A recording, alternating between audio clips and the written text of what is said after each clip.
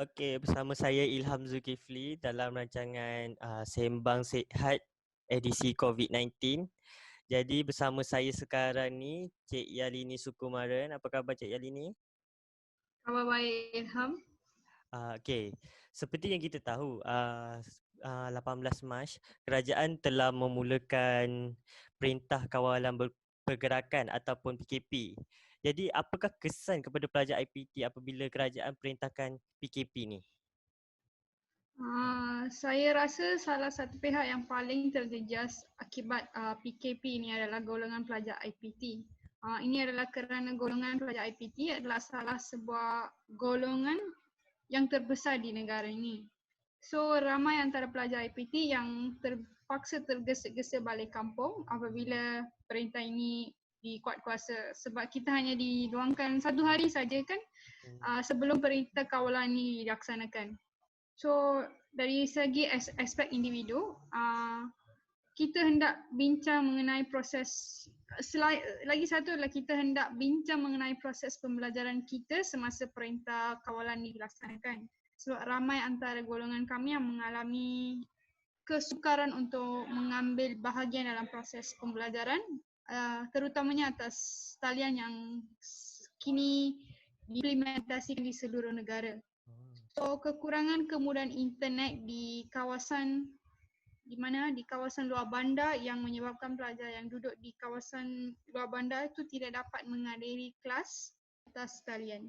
So pelaksanaan PKP ini juga menyebabkan banyak perubahan dalam kalender akademik yang sedia ada. So pelajar tahun 3 seperti saya yang akan menjalankan latihan industri pada bulan Jun nanti terpaksa menjalankan pelbagai perubahan dari segi latihan industri kita ni.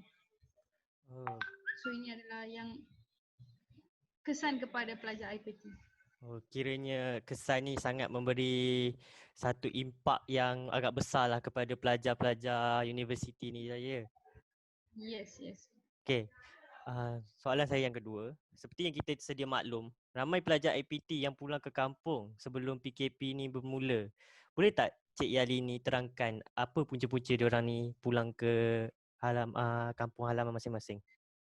So dari segi saya, ramai pelajar sebenarnya terpaksa pulang ke kampung kerana seperti yang kita mengalami selama 4 minggu ini, perintah PKP ini dilanjutkan sebanyak 2 kali yang menjadikan PKP untuk seketika masa ini menjadi lebih daripada sebulan. So jika pelajar tak dapat pulang ke halaman kampung mereka, mereka terpaksa tinggal di halaman universiti lebih dari 1 bulan. So hanya duduk di dalam bilik je, tak dapat keluar mana-mana dan mengambil makanan sahaja. Peluang untuk mereka keluar adalah untuk mengambil makanan sahaja. So ini mesti akan merisaukan ibu bapa pelajar atas keselamatan anak mereka masing-masing yang tidak dapat pulang ke kampung. So faktor risauan ibu bapa menjadi punca pertama pelajar tergesa-gesa nak balik ke kampung apabila PKP ini dilaksanakan. Okey, Cik Yalu, apakah nasihat anda untuk mereka dekat luar sana? Terutamanya student. Nasihat saya adalah duduk di rumah dan hanya keluar apabila diperlukan saja sehingga perintah PKP ini dilaksanakan. So saya harap kita sebagai pelajar kita harus mempunyai tanggungjawab masing-masing untuk memecahkan rantaian penyebaran wabak ini. So kita hanya dapat merealisasikan dengan mendengar nasihat pakar-pakar untuk tidak keluar dari rumah, cuci tangan kerap kali serta menjaga kebersihan diri dan sekitar kita supaya kita dapat membebaskan negara kita daripada wabak ini, supaya pelajar seperti kita yang tidak dapat balik kampung akibat PKP ini dapat bersatu dengan keluarga kita secepat mungkin. Thank you. Okey, last. Adakah Cik Yalu masih lagi berada di universiti ataupun pihak universiti sudah menghantar anda pulang ke kampung halaman? Pihak universiti minggu lepas sudah menghantar kita pulang ke kampung. Okey, thank you Cik Yalu untuk sesi bersama dengan COVID-19 ni. Terima kasih banyak-banyak. Thank you Ilham. Okey, Assalamualaikum dan selamat sejahtera bersama saya Ilham Zulkifli, hos anda dalam rancangan Sembang Sihat edisi COVID-19. Bersama saya sekarang ni Dr. Johnson Lee. Apa khabar doktor? Hai, Okey, apa khabar? okey doktor.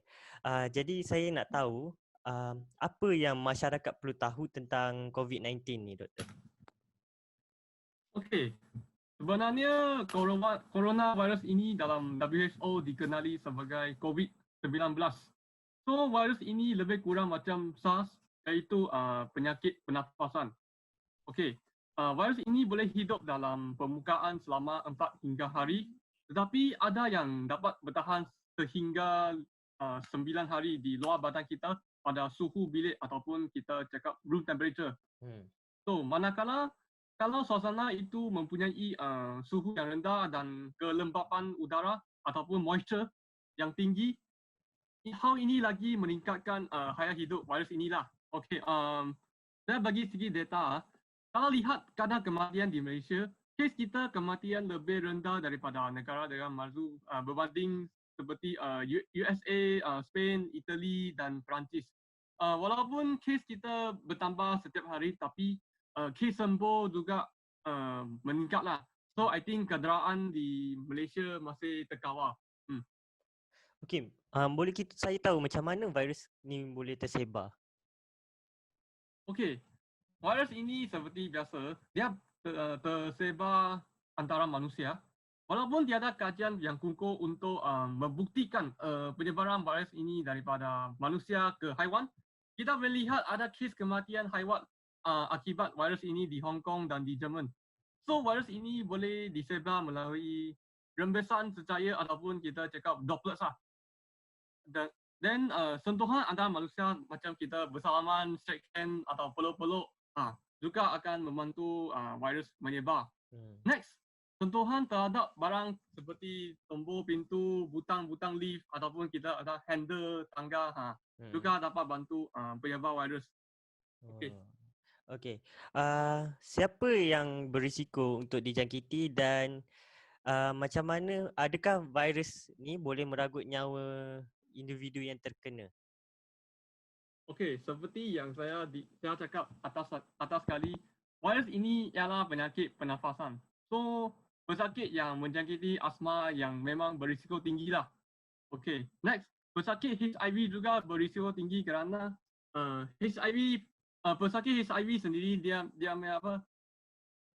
pertahanan ataupun immune system sudah lemah. Ketahanan sistem sudah lemah. Then pesakit kanser dan kronik ataupun kencing manis, of course berisiko tinggi lah. Next, satu lagi yang kita perlu lihat ialah golongan kanak-kanak. Walaupun mereka sihat berbanding dengan orang tua, tetapi itu pertahanan mereka ataupun imuniti kanak-kanak kurang kuat lagi kerana imuniti seorang dewasa kena memerlukan sebanyak 12 tahun sehingga 20 tahun untuk menyempurnakan itu sistem pertahanan ini. Then of course golongan emas ataupun orang tua memang berisiko tinggi kerana mereka punya sistem sudah lemah. Okey. Oleh sebab nutrien ibu kena bahagi kepada anak. So di sini boleh kata seorang ibu yang mengandung memang berisiko tinggi lah. Okey, of course kita tahu virus ini akan menyebabkan kematian. Tetapi kadar kematian ataupun mortality rate di Malaysia adalah 1.6. So masih boleh kata okey lah. Virus ini boleh menyebabkan komplikasi kesihatan ataupun ataupun kita cakap medical complication yang lain seperti sistem pernafasan, kegagalan buah pinggan itu kidney problem dan akhirnya menyebabkan kematian. So akibat kelemahan sistem ini disebabkan oleh virus tersebut. Okey. So kalau kita terkena dengan virus ni, apa simptom-simptom yang kita boleh tahu bila kita nak kena pergi klinik bila kita terkena virus ni? Apa dia punya penyakit-penyakit dia tu? Simptom virus ini memang macam penyakit kecil seperti sakit tekak, batuk, sesama ataupun flu, demam, sesak nafas dan sakit badan. So bagi demam, kalau suhu seseorang melebihi 38 degree Celsius, dia kena menerima rawatan dengan secepat mungkin. Of course, kalau nak tahu result yang lebih tepat, pergilah klinik atau hospital untuk buat uji darah ataupun blood test. Okey, ada tak langkah-langkah yang Dr. Johnson boleh bagi tahu kat kita orang semua untuk elak daripada dijangkiti? Okey, langkah yang paling senang ialah menjaga kebersihan sendiri, sentiasa basuh tangan dengan menggunakan sabun. Selain itu, self quarantine mesti buat kerana hal ini dapat mengurangkan risiko penyebaran virus dengan menggunakan human contact antara sama lain. Okey, kita semua tahu rakyat Malaysia dia suka sangat buat benda-benda mitos. Jadi ada tak yang Dr. Johnson dengar tentang mitos-mitos mengenai COVID-19 ni? Okey. Memang banyak mitos mengenai COVID-19 kerana dia ini virus baru. Okey, di sini saya nak kata COVID-19 tidak boleh dibidangkan melalui gigitan nyamuk adalah salah. Kerana COVID-19 ini dikategorikan sebagai coronavirus yang menyebabkan masalah-masalah pernafasan. So, ini hanyalah berjangkit menerusi titisan air ataupun droplets lah. Dia boleh disebarai melalui batuk ataupun droplets yang keluar daripada hidung. Satu lagi, cuaca sejuk dan salji tidak membunuh COVID-19. So, saya nak kata setakat ini tiada keterangan ataupun research atau kajian untuk membuktikan bahawa cuaca sejuk boleh membunuh coronavirus ini. Next, ada mitos yang kata pengering tangan tidak boleh membunuh virus. Ini saya kata tak salah kerana untuk melindungi sendiri, saya menasihati supaya cuci tangan menggunakan secaya berasaskan alkohol ataupun kita panggil sanitizer ataupun mencuci dengan menggunakan sabun. Keringkan sabun anda menggunakan tisu ataupun alat pengering seperti hand dryer. Dan satu mitos yang lagi salah ialah lampu UV ataupun kita cakap UV virus, UV radiation tidak boleh membunuh virus. Hal ini saya nak kata salah lah. Kerana lampu UV tidak sepatutnya digunakan seperti biasa macam di tangan. Kerana UV ray tersebut adalah bahaya kerana dia akan menyebabkan gatal-gatal kepada kulit ataupun kita panggil skin irritation. Dan selain itu dia akan menyebabkan skin cancer lah. Dan satu lagi, kita boleh menyembuh alkohol atau klorin pada seluruh tubuh badan tidak boleh membunuh coronavirus. Kerana sebaliknya, kita boleh datang mudarat kepada mata dan mulut kerana klorin sendiri pun korosif lah. Benar berdua-dua bahan ini boleh digunakan sebagai disinfection ataupun sanitizer, tetapi perlu mengikut SOP ataupun peraturan yang dibenarkan. Seperti yang kita tahu, vaksin untuk penyakit coronavirus ni masih tiada lagi. Tapi saya ada terbaca dekat dalam web ya di internet yang mengatakan bahawa vaksin pneumonia boleh melindungi manusia daripada coronavirus. Apa pendapat doktor tentang tu? Okey, setakat ini kita tiada vaksin untuk COVID-19 ini, tetapi kita tahu bahawa coronavirus merupakan salah satu virus yang menyerang sistem pernafasan manusia. So, doktor dalam hospital boleh menggunakan vaksin seperti pneumonia ataupun vaksin pneumococcal dan Haemophilus influenza B ataupun HIV untuk menjadikan sebagai macam sistem penahanan yang sementara. Tetapi hal ini hanya dapat menahan saja, bukan menyembuh pesakit tersebut. So at the end kita perlu mesti memerlukan vaksin COVID-19 sendiri. Okey Dr. Johnson, bagaimana cara untuk kita yang tak terjangkiti ini untuk mengelakkan diri kita daripada dijangkiti virus ini? Okay, first of all, kita perlu mengamalkan kebersihan diri yang baik. Kerap basuh tangan terutamanya selepas batuk ataupun sesama menggunakan air dan sabun. Dan kita kena basuh tangan antara 15 hingga 20 saat lah, seperti yang ditetapkan oleh WHO. So, pembasuh tangan berasaskan gel ataupun hand sanitizer juga boleh digunakan. Kita juga perlu menggunakan penutup hidung dan mulut ataupun face mask yang sesuai semasa pergi mana-mana. Dan selain itu, kita mesti mengamalkan kebersihan diri yang sempurna di sepanjang masa, seperti penutup mulut dengan tisu apabila batuk. Dan kalau seseorang berada di rumah yang mempunyai simptom-simptom seperti mention di atas, yang batuk, sesama, demam, so dia kena duduk kat rumah lah, jangan ke mana-mana. Hal ini akan mengurangkan risiko untuk dijangkiti virus tersebut. Dan satu lagi, kerajaan telah melaksanakan PKP.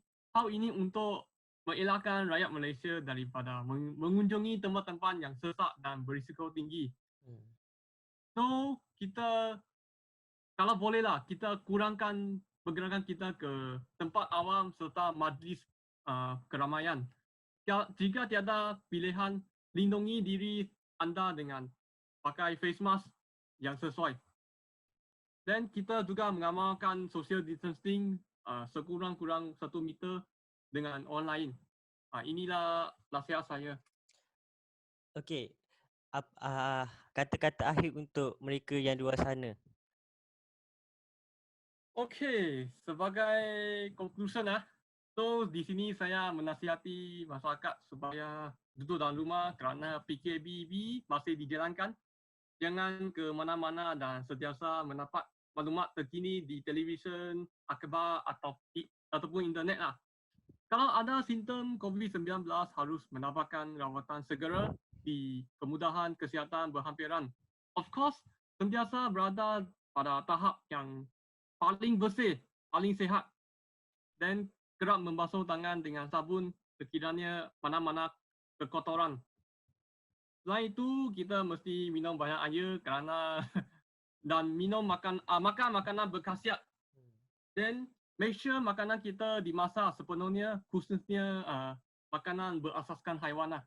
Untuk langkah-langkah ini akan membantu mengurangkan risiko menjangkiti COVID-19 lah. Okey, terima kasih Dr. Johnson kerana meluangkan masa bersama dengan saya. Saya harap Dr. Johnson boleh bersama dengan saya pada masa yang akan datang. Terima kasih Doktor. Okay, thank you Ilham. Stay safe. Thank you. Doktor pun stay safe. Okey, itu sahaja topik kita pada hari ini. Saya harap penonton dekat luar sana untuk sentiasa sihat dan stay safe at home. Saya Ilham Zulkifli. Assalamualaikum.